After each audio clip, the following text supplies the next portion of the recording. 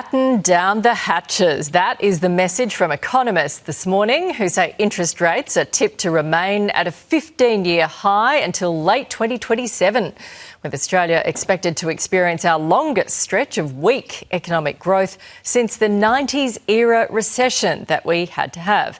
It comes as new global figures show Australians are also experiencing one of the sharpest declines in living standards in the developed world.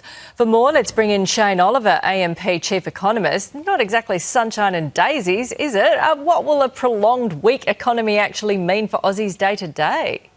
Well, it basically means that these somewhat tougher economic conditions that we've been experiencing for some time now, with obviously the cost of living a key factor, that will continue for some time. We did see that per capita recession run for a couple of years up until early last year.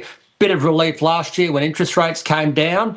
So that's been good news, but looks like we're going back into somewhat tougher times again. I wouldn't call it a regular recession. It's not the early 1990s, but it's certainly a fairly tough economic time as, unfortunately, inflation remains higher than we would like it to be. That continues to put pressure on the Reserve Bank to raise interest rates. And in the meantime, economic growth is very, very weak.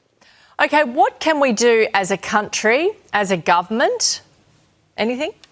Well, it's tough. It's part of what economists call the productivity malaise that's been in place for the last decade now. Productivity is how we grow our output per worker. It's how we grow our living standards. If we can produce more for each hour that we put in at work, then we grow our living standards, and that also helps keep inflation down. So I think it's really about freeing the economy up, less regulation, making it easier, for example, for home builders to supply more homes to overcome that ongoing housing crisis we have. And that involves removing a lot of regulation and training more tradies to do that. In fact, as you heard in your previous story, allowing more tradies to come into the country to help build those homes.